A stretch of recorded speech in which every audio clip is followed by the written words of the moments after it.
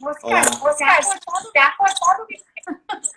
Yo estaba hablando y de repente me ha parecido, gracias por unirte a la sesión, adiós.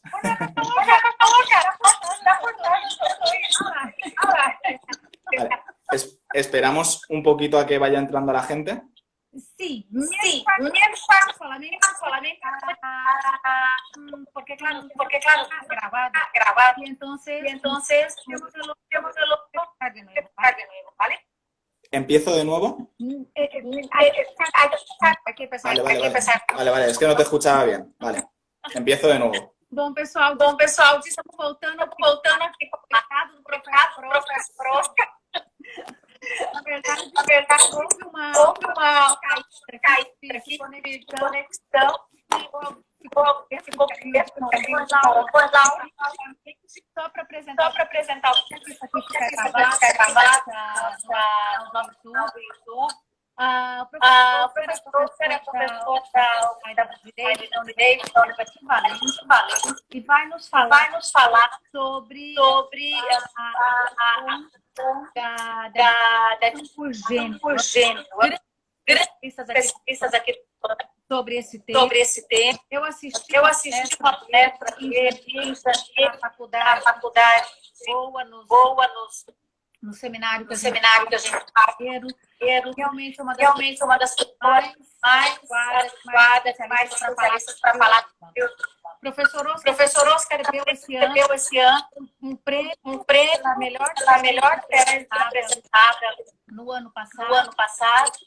Uma tese é profissional e prestação de trabalho, o artigo 23 do Estatuto do Trabalhador, conciliação.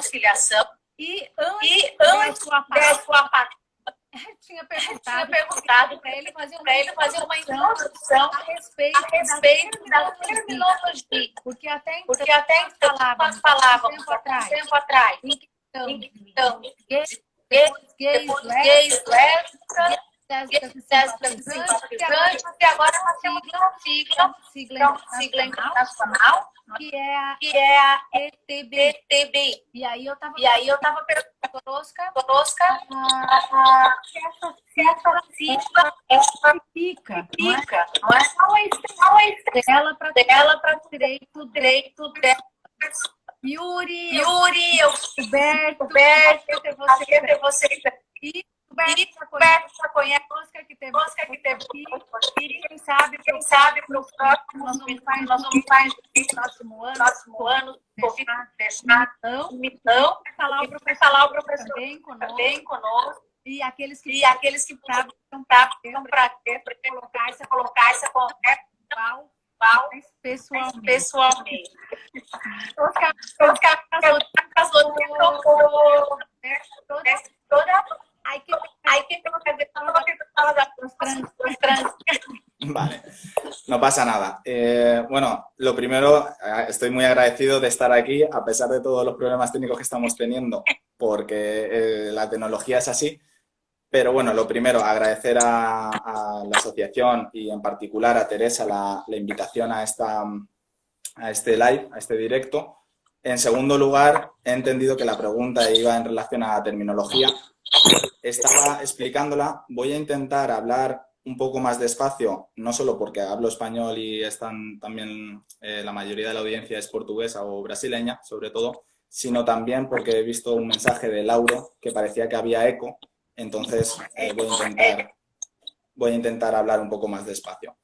Bien, pues lo primero que debo decir en relación a la pregunta que se me ha formulado, la primera idea que me gustaría subrayar es que las personas trans son una minoría dentro de un grupo que ya de por sí es minoritario. La profesora Teresa Navas estaba diciendo que las siglas son LGTBQ+, o LGTBIQ+. Esas siglas hacen referencia a gays, lesbianas, transexuales, personas queer, y se le pone ese plus porque dentro de esas siglas no están recogidas todas las identidades o todas las orientaciones sexuales. Entonces, yo me voy a centrar solo en una letra, que es la letra T, la de las personas trans, y además dentro de esa única letra, la de las personas trans, hemos de decir que el grupo de personas trans es un grupo heterogéneo. ¿Por qué? Porque dentro del grupo trans encontramos una terminología diferente en función de cómo se siente identificada esa persona. Lo primero que debemos de decir es que una persona trans es una persona que no se siente identificada con el sexo que se le asignó al nacer. Entonces, ahí tendríamos la diferencia entre persona trans y persona cis. La persona cis o cisgénero sí que se siente identificada con el cuerpo que se le asignó, con el sexo que se le asignó al nacer. En segundo lugar, dentro del colectivo trans, debemos diferenciar entre personas transgénero y personas transexuales. No todas las personas trans son transexuales. ¿Por qué? Porque las personas transexuales son aquellas que están decididas a proceder a un proceso de transición de género o transición de sexo, es decir, a realizar todos los tratamientos médicos o las operaciones necesarias para acomodar su cuerpo y su apariencia física al sexo sentido. ¿De acuerdo? Además, una tercera diferencia que debemos destacar es entre personas binarias y personas no binarias. Si esta persona trans se siente identificada con el sexo que tradicionalmente ha sido opuesto, es decir, nace con el cuerpo de mujer, pero se siente identificado con el género y el sexo de hombre, entonces será una persona binaria y será un hombre trans, porque se siente identificado con el género y el sexo de hombre. En cambio, si a pesar de no sentirse identificado con el sexo que se le asignó al nacer, tampoco se siente identificado con el sexo o el género tradicionalmente clasificado como opuesto, entonces hablaremos de personas no binarias. ¿Por qué? Porque no entran dentro de la clasificación tradicional, que además está incluida en todos los ordenamientos jurídicos, entre hombre y mujer. Y esto es lo que pone en jaque, lo que reta los ordenamientos jurídicos, porque al fin y al cabo, y esta será la idea con la que concluiré, es que los ordenamientos jurídicos son los que se tienen que adaptar a estas realidades y no al revés, no las realidades a los ordenamientos jurídicos. Pero bueno, yo creo que como inicio, como contextualización, sería suficiente. También una única idea a añadir es que no debemos confundir la identidad de género, que es de lo que hablamos cuando nos referimos a personas trans, con la orientación sexual. La orientación sexual ya sabemos que determina si una persona es heterosexual, homosexual, lesbiana, gay, o bisexual, pero no tiene nada que ver con la identidad de género, que es a lo que nos referimos cuando hablamos de personas trans. Una cosa puntual. El problema del ordenamiento a los sociales, factos que ocurren. España tiene jurídico para estas personas específicos que además no tener algunos porque al final un problema no tenemos un buen jurídico para eso, pero estamos hablando del seminario del problemas de la gente piensa que los pactos en el mundo laboral, pero el problema es que tenemos.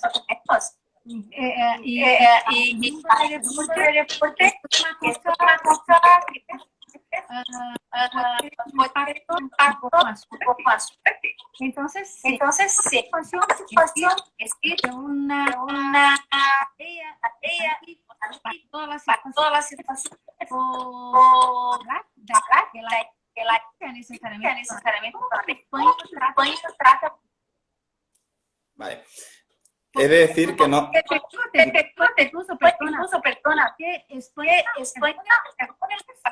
que que estos dados con este estos puede correr incluso en los organismos.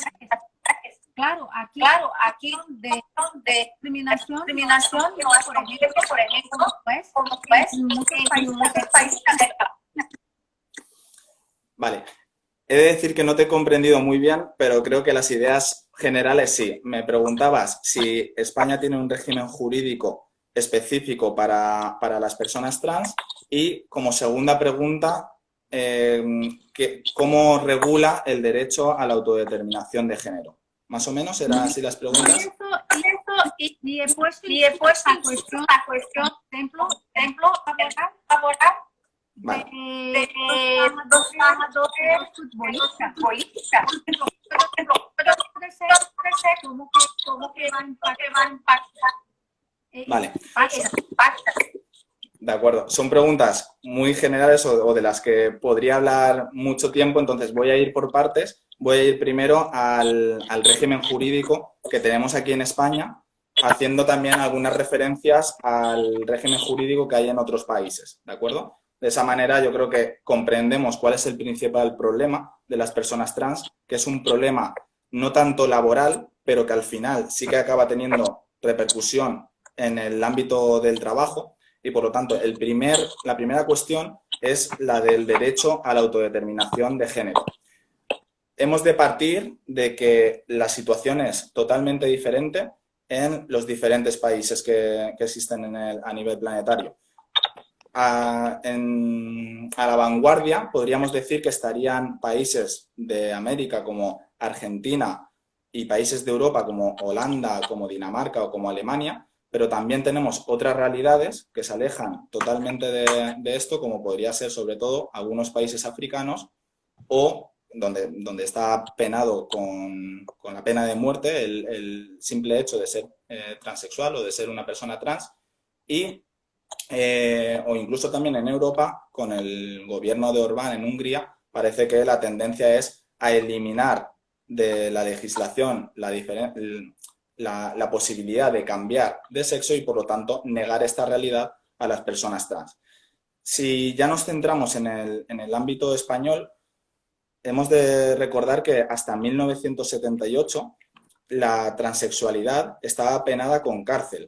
A partir de ahí hemos recorrido y hemos avanzado notablemente y en 2007, por ejemplo, se regula una ley específica para el cambio en el registro civil, el cambio del sexo o de la mención del sexo en el registro civil. Con esa ley se consigue que la persona trans no tenga que someterse a una operación de reasignación de sexo para poder cambiar su sexo oficialmente, legalmente, en el registro civil, ¿de acuerdo? Pero se siguen exigiendo dos requisitos. Uno es que se someta a una revisión, a una consulta médica o psicológica y que ese médico o ese psicólogo remita un informe donde se le califique como disforia de género, y un segundo requisito que sería que permanezca durante 2 años al menos en proceso médico, sobre todo hormonándose. Pues bien, desde mi punto de vista, sobre todo este segundo requisito debería ser eliminado automáticamente, porque creo que está totalmente en contra de un derecho humano como es el de la identidad de género. Y la clave o el punto más conflictivo aquí en España está en si también se debería eliminar ese primer requisito. Entre los críticos a eliminarlo, los argumentos que utilizan son que en ese caso cualquier persona de un día para otro podría cambiar de sexo para obtener beneficios fiscales, de seguridad social, laborales, políticos o de cualquier tipo.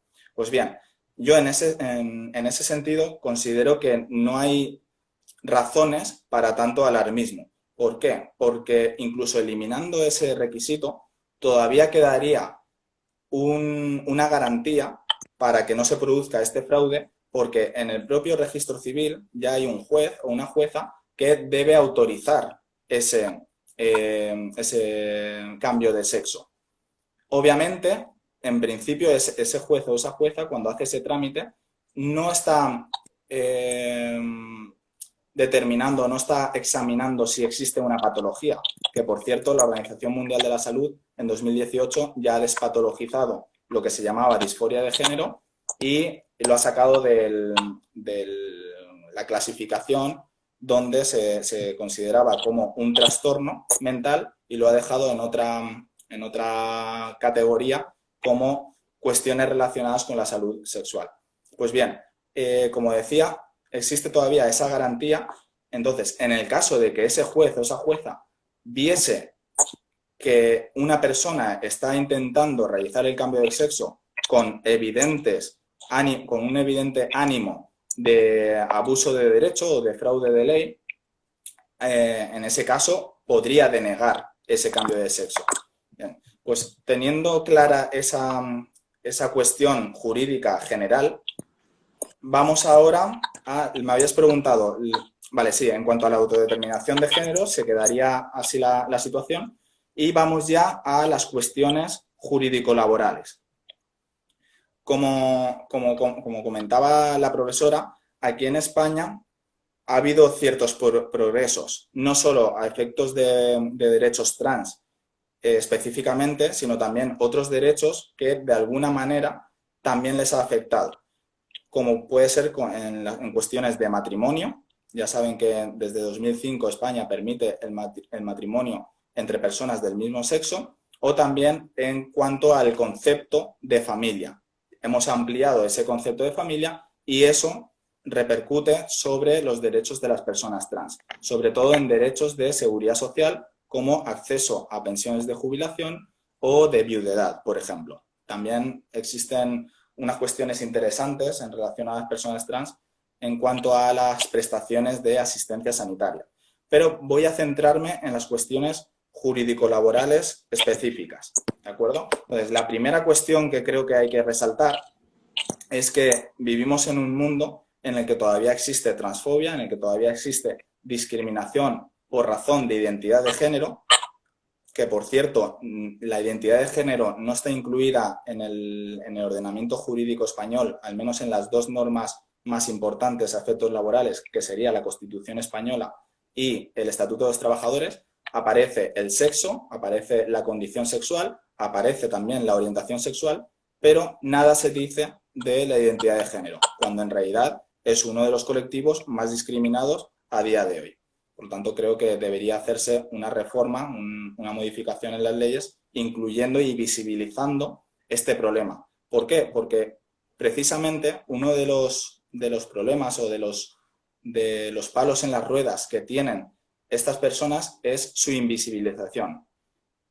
Desde décadas atrás vienen padeciendo la exclusión social de la sociedad. Ellos mismos también tienden a habitar en barrios de las grandes ciudades donde se sienten más cómodos, donde se sienten más protegidos, y eso hace que nosotros, como sociedad, no lo percibamos, no tengamos en cuenta que existen estas personas y que estas personas tienen ciertos problemas. Y uno de los problemas, obviamente, es el de la exclusión del ámbito laboral.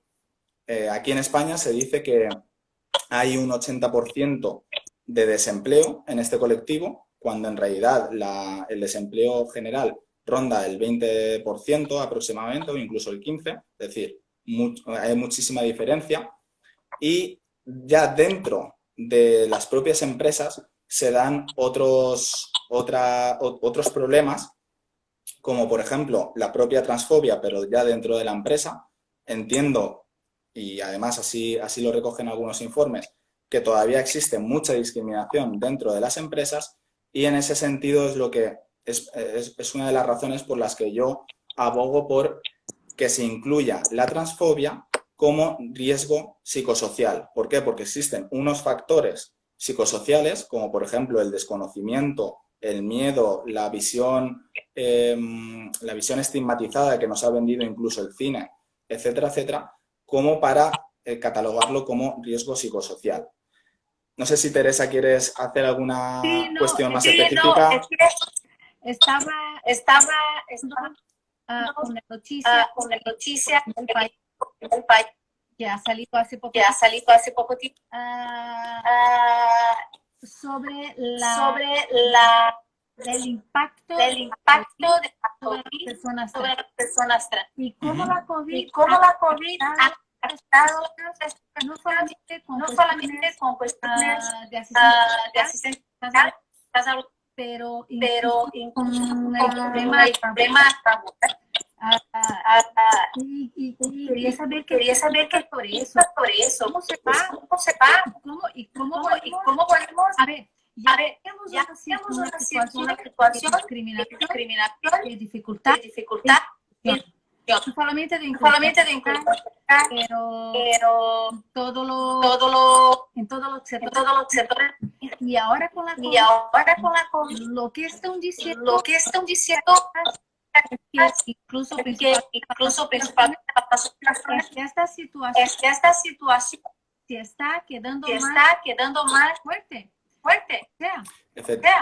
No solamente para los nacionales, pero principalmente los movimientos migratorios. Todo está en lo que me parece situación paso atrás de algunos conflictos que teníamos.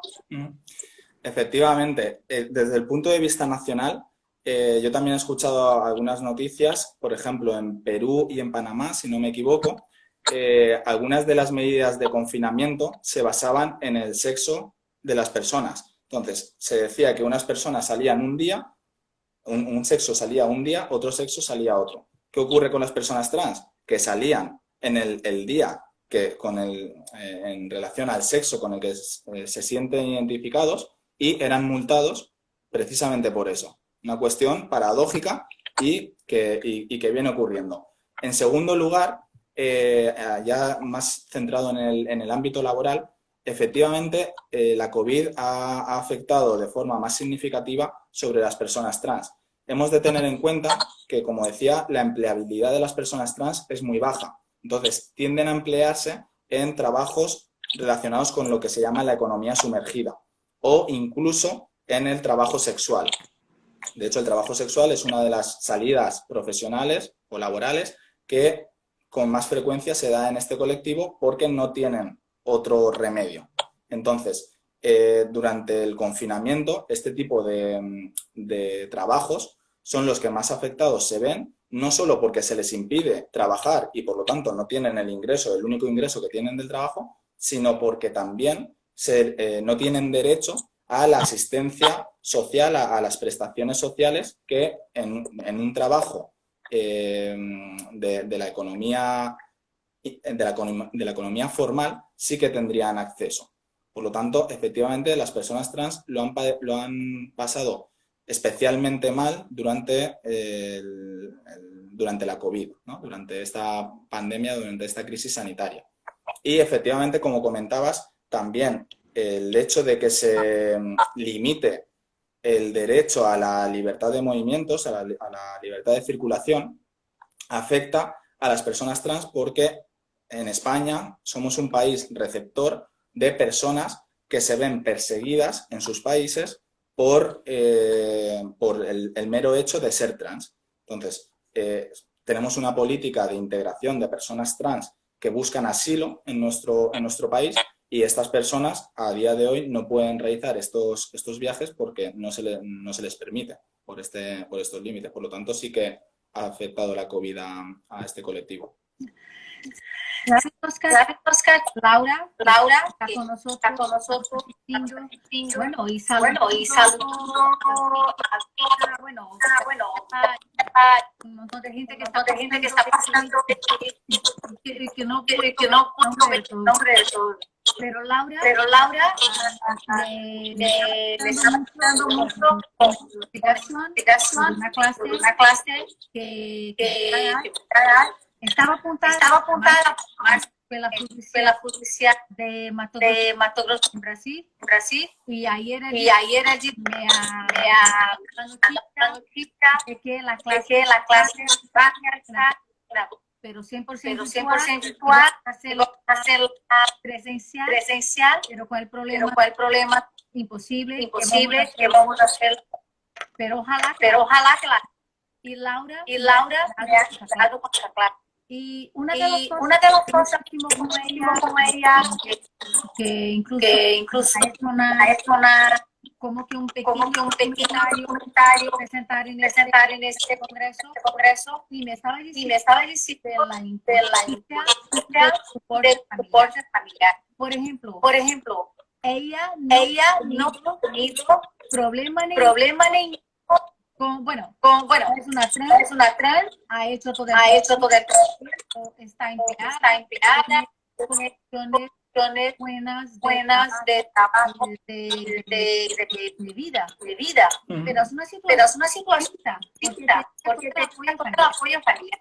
entonces me Entonces me parece solamente no solamente una hablando con ella hablando con ella de así de leyes, pero el pero el problema de la cultura de la y principalmente familiar. familiar, No lo sé qué tú no sé opinas qué tú sobre opinas eso sobre eso y cómo Vale. y cómo piensas que podría que podría algo contribuir para eso. Vale, efectivamente es un problema más cultural que legal, pero eso no quiere decir que desde el punto de vista legal no podamos seguir avanzando. Como decía al principio de mi intervención, todavía hay pasos a dar, incluso en los países más aventajados, más avanzados en estas cuestiones. Pero efectivamente, donde más campo de mejora, donde más margen de mejora existe, es en el ámbito cultural. Y en este sentido, el otro día, hablando de este tema, yo destacaba un documental que hay en Netflix, al menos en Netflix España, yo entiendo que también en el de Brasil, que se llama Disclosure, Ser Trans en Hollywood, donde explica muy claramente el recorrido que ha tenido o la visibilización que se ha hecho de las personas trans en el cine. Y se parte de una visión caricaturizada, estigmatizada de las personas trans, donde incluso se induce al miedo o a la broma o a la risa, y poco a poco como ha ido avanzando hacia una visión más normalizada, más naturalizada. Entonces, yo creo que la sociedad viene arrastrando esos estereotipos o esa visión estigmatizada e incluso eso se padece en el propio ámbito familiar, que debería ser quizá el ámbito donde más incluidos o más comprendidos deberían estar, pero los propios padres que han vivido una época más antigua, más antigua, no tan... o que no han visto tan normalizado el proceso de transición, les cuesta entenderlo. Y eso sí continúa sucediendo, no tanto, pero continúa sucediendo y es uno de los problemas que a la larga tiene también efectos laborales, porque estas personas, si no se sienten incluidas en su propio ámbito familiar, tampoco van a sentirse seguras en el ámbito escolar. Eso lleva a que haya un índice bastante elevado de fracaso escolar o de abandono prematuro, y eso también afecta, redunda en la empleabilidad, porque si tú no tienes un nivel de estudios elevado, es difícil que después puedas encontrar empleo o un empleo decente, digno y con unos salarios elevados. Entonces, al final, todo está relacionado. Efectivamente, es una cuestión cultural, por eso comentaba también el riesgo psicosocial de transfobia dentro del ámbito laboral, porque incluso aunque el empleador quiere integrar a esta persona, no siempre tienen los conocimientos ni las herramientas suficientes como para darle ese ámbito protector y por lo tanto, efectivamente, es un cambio cultural que yo creo que la mejor herramienta para erradicarlo es con formación tanto a empresarios o empleadores, a sindicatos, a patronales, a jueces y a todos los sectores a todos los sectores que afectan en el ámbito laboral y en general en el ámbito social. Pero Oscar, ¿cómo tenemos más cultural? Me imagino que esto dentro de las escuelas y lo que y lo que vemos muchas veces es el es el problema de de integración con con la comunidad. ¿Tú ¿Tú piensas que esto resultaría estaría una una dificultad más más adelante para toda esta sociedad? sociedad? Creo que no te he entendido bien. Voy a intentar parafrasearte y me dices si te he entendido bien, ¿de acuerdo? He entendido que esto al final afecta al ámbito educativo Claro. Claro, y que en el ámbito educativo es donde se tiene que hacer este cambio cultural. ¿No te parece? ¿no te parece? Sí, sí, estoy totalmente de acuerdo. De hecho, creo que en las personas normalmente se dice que de pequeños somos como esponjas, ¿no? Porque absorbemos toda la información y es cuando mejor entendemos las cosas. Pues efectivamente en el ámbito escolar es donde mejor se puede hacer este cambio cultural.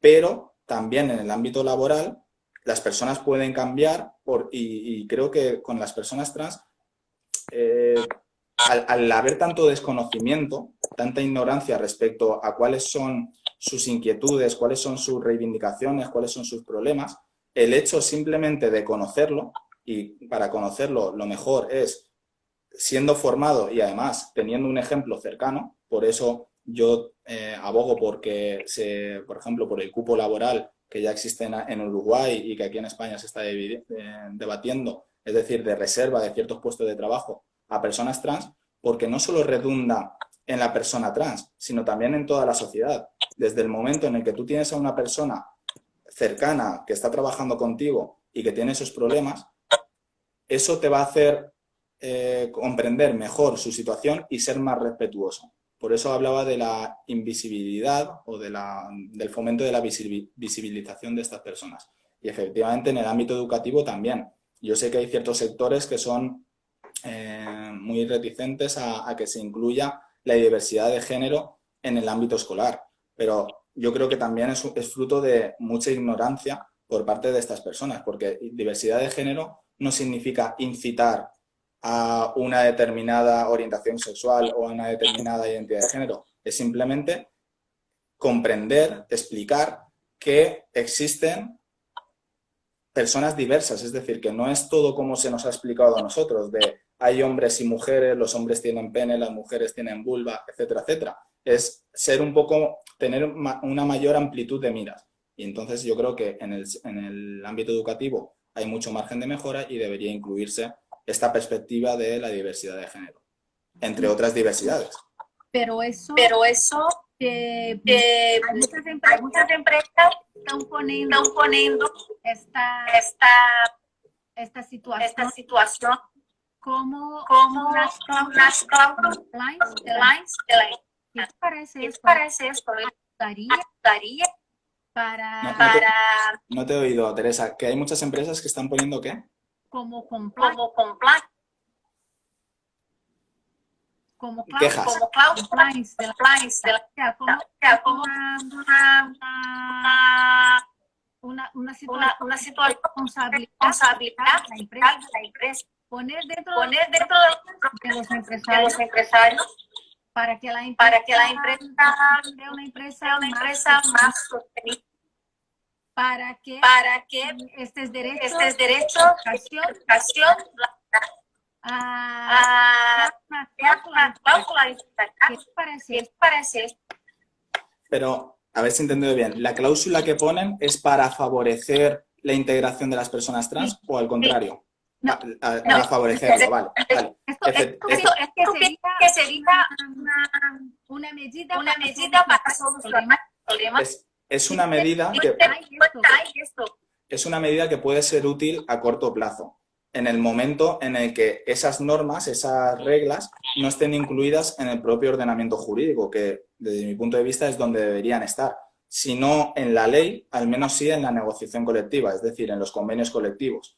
Pero mientras no estén previstos estos derechos ni en la ley ni en la negociación colectiva, al menos está bien y hay que animar a las empresas a que sigan con esta política de responsabilidad social corporativa a favor de las personas trans. Pero creo que donde mejor o donde más esfuerzos hay que realizar es tanto en la ley como en la negociación colectiva.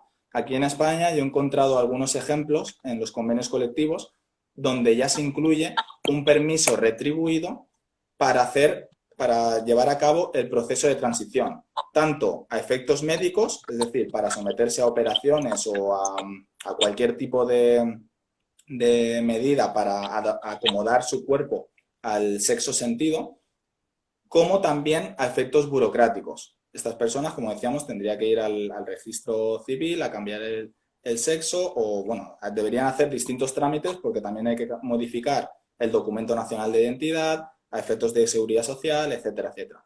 Entonces, aunque ahora todo esto se facilita de forma telemática, en algunas ocasiones es necesaria la presencia de la persona. Por lo tanto, creo que estas buenas prácticas que he encontrado, por ejemplo, en la negociación colectiva, es el camino a seguir. Y para ello creo que es necesario que los propios agentes sociales, es decir, los sindicatos y las patronales, estén concienciados y formados en relación a esta cuestión. Mira, Oscar, dos compañeros que investigan puntos de derecho. Olia, que es de la Kenia, y Gustavo ha estado ahí nosotros en la mañana. Es abogado de Brasil. Y está Fernando, tu tutor. Le envío saludos a todos, al Gilberto, a Fernando y a todos los nombrados. Bueno, una pena que este problema es que no lo sé cuántos, pero espero que muchos. ¿A quiénes dado con tu investigación? Tú con la investigación. Pero el código trabajo a español tiene algún reglamento para esta situación o no.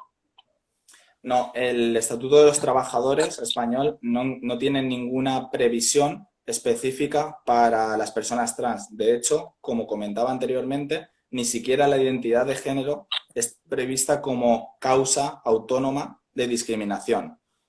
Entonces, yo en mi investigación, algunas de las propuestas del eje Ferenda que realizo es, por ejemplo, teniendo en cuenta el régimen jurídico que existe para las personas con discapacidad o para las personas víctimas de violencia de género, considero que es conveniente el hecho de que si a las personas víctimas de violencia de género se les otorga la facultad de cambiar de centro de trabajo por su propia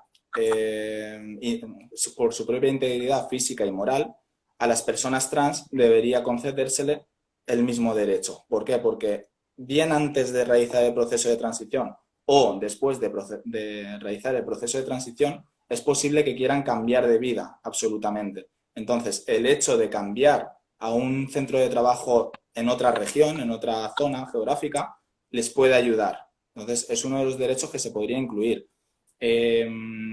Luego también hay cuestiones realmente conflictivas, como por ejemplo la posibilidad de extinguir, o mejor dicho, de anular el contrato de trabajo por error, por un vicio en el consentimiento, por error en la persona contratante. Y esto es el caso, antes lo comentaba, pero no me ha dado tiempo a incidir en ello. Sería el caso, por ejemplo, de las personas deportistas que compiten en competiciones federativas, etcétera, etcétera. Y donde el deporte está dividido en función del sexo.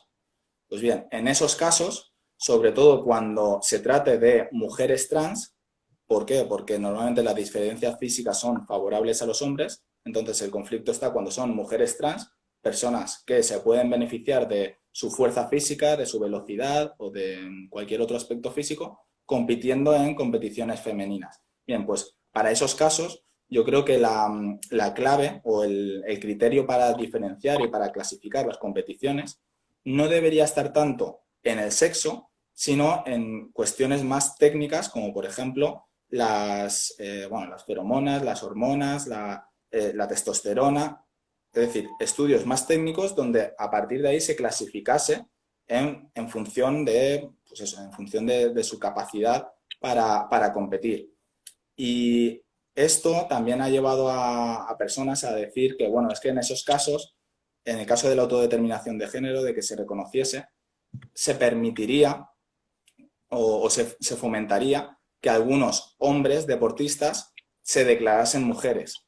Pues bien, en esos casos considero que ya sería suficiente garantía ese juez o jueza del registro civil como para detectar ese fraude. Pero es que además este tipo de trampas en el deporte son bastante comunes, como por ejemplo en el boxeo. Es muy típico que los boxeadores estén una semana o 4 días prácticamente sin comer y sin beber para reducir su peso, poder competir en la categoría que más les conviene, porque es la de menos peso, y a partir del día que ya se hacen el pesaje, empezar a comer mucho para ganar fuerza y competir más fuerte en esa competición. Por lo tanto, en el deporte, aparte de que tienen su propia ley deportiva o sus propias reglas deportivas, estas cuestiones ya se prevén y por lo tanto hay que regular en función de la realidad y no tanto de un criterio que en cierto modo es útil, pero no siempre es preciso, como es el del sexo.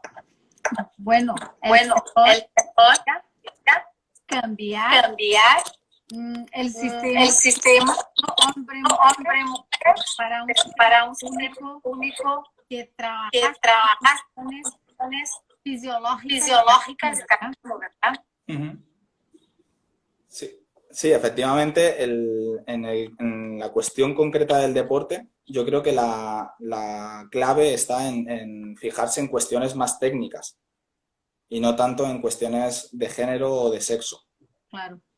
O sea, esa es la solución que yo... No soy experto en derecho deportivo, ni mucho menos, pero creo que es la solución más justo. Sí. Y ahí no te la trampas de ponerse la verdad de las condiciones psicológicas pero del otro. Claro, a ver, también existe la posibilidad de hormonarse, etcétera, etcétera, Claro, pero en el caso de que te hormones, también pierdes ciertas condiciones físicas. Entonces, sí, es cierto que podría haber esa trampa de intentar hormonarse para llegar al límite que se establece reglamentariamente y poder competir en la competición que más favorable te es, porque es la más débil o la más fácil, pero, como digo, esto está a la orden del día en otros deportes y no por ello se ha regulado de otra manera. Bien. Bueno, Oscar. Yo pienso que seguimos a hablar con nuestra conexión. Sí. Pero tú tienes que volver por todo. Sí, la verdad es que es un tema que... Y a profundizar. Porque, Además, esta semana ha tenido un reportaje en Brasil sobre sobre la persona trans con discapacidad que sufren una doble discriminación y tiene una Uh-huh. Efectivamente, hay colectivos que sufren de discriminación que se podría llamar, más que doble discriminación, discriminación interseccional, porque al fin y al cabo se van sumando discriminaciones y su situación es mucho peor que la de una simple doble discriminación. Y es el caso de las personas con discapacidad, es el caso de las personas inmigrantes, es el caso también de las personas de avanzada edad en el ámbito laboral, incluso de las personas menores de edad o niños y jóvenes que también sufren de esa discriminación desde el momento en el que los ordenamientos jurídicos no les dejan o les dificultan cambiar de sexo legal, a pesar de que en algunas ocasiones ellos o ellas lo pueden tener muy claro. Entonces, efectivamente existe una doble discriminación y en el caso de las personas con discapacidad creo que es posiblemente el tema más conflictivo y sinceramente yo no tengo una respuesta para ello, porque es cierto, porque al fin y al cabo primero, es una cosa muy casuística, muy particular, que hay que ir caso por caso valorando qué grado de discapacidad tiene y qué capacidad tiene para decidir una cosa u otra, y por lo tanto creo que es difícil de regular, de legislar. Es más bien una cuestión de controles por especialistas. Claro. Claro. Entonces ya dificultad solamente con personas que sufren discriminación, mucho. Es muy complicado. Correcto. Bueno, finales ya fue devolver con una conexión mejor, a ver si la la grabación grabación será mejor en directo. Y muchísimas Gracias a nosotros. nosotros. Y en agosto tenemos un tema tengo a hablar un poco de discriminación.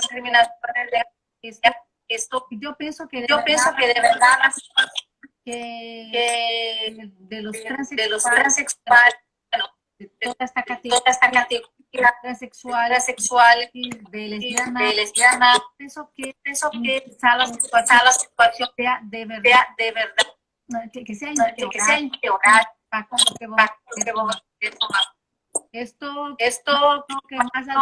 adelante es un tipo de práctica.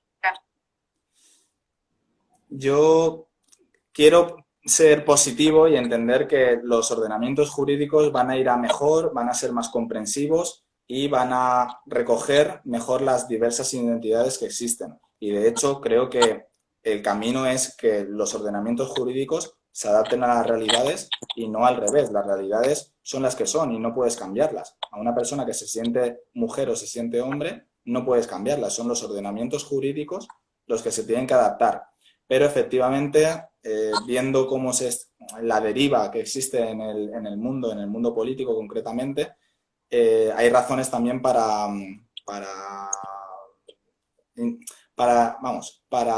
tener miedo a lo que pueda ocurrir respecto a este tipo de colectivos. Vale. Bueno, esperamos ya meses, a veces septiembre, octubre, claro, después de las vacaciones, esperemos. Ya sabéis que para mí sería un placer volver, he estado muy cómodo y eso también te lo tengo que agradecer. Y nuevamente agradecer a la asociación y también a los oyentes, pedirle disculpas por los problemas técnicos y, como dice Teresa, yo me comprometo a volver y seguir avanzando o desarrollando este tema. Empezarnos de un poco más. Efectivamente. Muchísimas gracias. Besito. buen fin de semana. Igualmente. Hasta luego.